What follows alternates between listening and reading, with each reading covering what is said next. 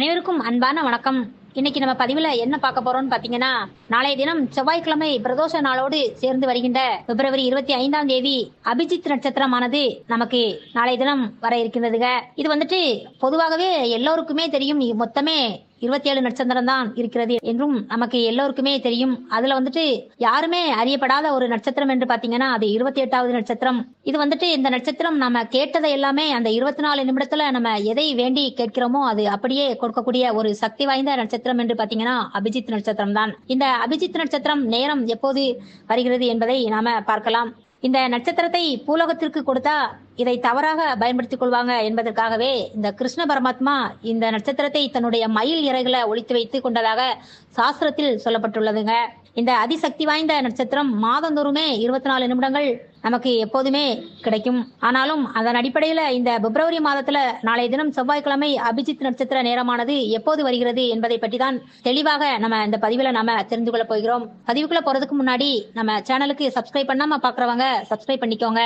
வீடியோக்குள்ள போகலாம். நாளைய தினம் பிப்ரவரி 25ஆம் தேதி செவ்வாய்க்கிழமையோடு சேர்ந்து வருகின்ற இந்த அபிஜித் நட்சத்திர நேரம் மாலை வந்துட்டு 6:18 6:42 வரை இருக்கிறதுங்க.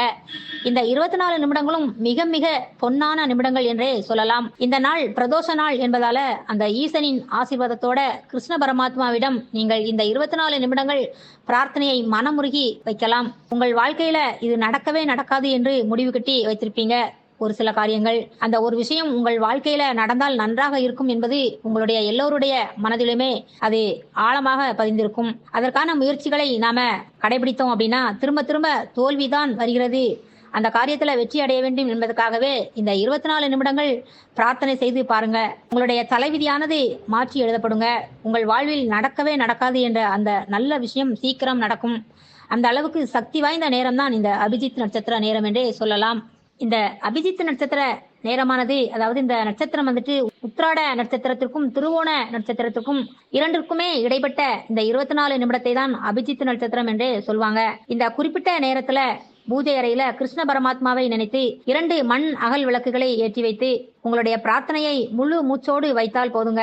நீங்கள் எண்ணிய காரியம் அப்படியே நிறைவேறும். அவ்வளவுதான். வழிபாடு நம்பிக்கை மட்டும் தான் தேவைங்க.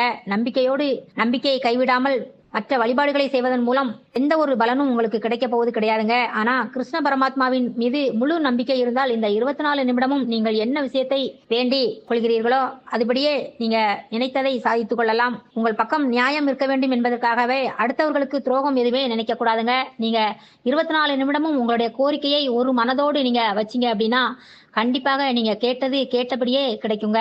நினைத்தது நினைத்தபடி நிறைவேறும். இந்த அபிஜித் நட்சத்திரமானது அவ்வளவு பவர்ஃபுல்லான ஒரு நட்சத்திரம் என்றே சொல்லலாங்க. அனைவருமே நீங்க இதை ஃபாலோ பண்ணுங்க. இந்த அபிஜித் நட்சத்திர நேரத்துல நீங்க நேர்மையாக இருக்கும் பட்சத்துல நீங்கள் கேட்டது உங்களை கூடிய விரைவில் வந்து சேரும் என்பதுதான் விதிங்க. அதற்கான நட்சத்திரத்தை கடவுள் இன்று உங்களுக்காக கொடுத்திருக்கிறார் என்றால் ஒரு பெரிய அபூர்வ சக்தி வாய்ந்த இந்த அபிஜித் நட்சத்திர நேரமானதுதான் என்றே சொல்லலாம். அதற்கான நேரம் காலத்தையும் உங்கள் கையில் இன்று கொடுத்து விட்டார் என்றே நீங்க நினைச்சுக்கோங்க. இந்த நேரத்தை சரியாக பயன்படுத்துங்கள். நல்லது மட்டுமே நினைப்போம், நமக்கு நல்லதே நடக்கும் என்ற பதிவினை நீங்கள் அனைவருமே இதை பார்த்து பயனடையுங்கள். சகோதர சகோதரிகளே, இந்த பதிவு உங்களுக்கு பயனுள்ளதாக இருப்பின் உங்க நண்பர்களுக்கும் உங்க உறவினர்களுக்குமே ஷேர் பண்ணுங்க. மீண்டும் அடுத்து ஒரு நல்ல தகவலுடன் சந்திக்கும் வரை உங்கள் சகோதரியான துர்கா தேவி சரணம்.